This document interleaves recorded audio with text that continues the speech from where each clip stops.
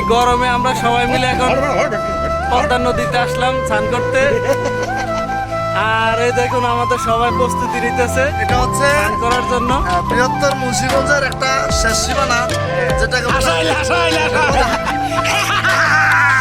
হাসাইল গ্রাম। সেই হাসাইল গ্রাম পদ্মা নদীর পাড়ে আমরা আসছি। এখন পদ্মা নদীতে সবাই মিলে স্নান করবো।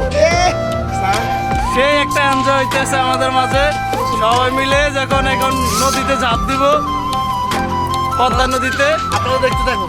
আর আপনারা দেখতে থাকুন, চোখ রাখুন, আমাদের সাথে থাকুন।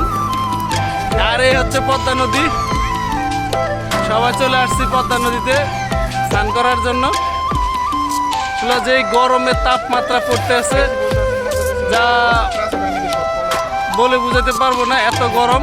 আর এই গরমে আমরা সবাই মিলে এখন নদীতে নামবো স্নান করার জন্য।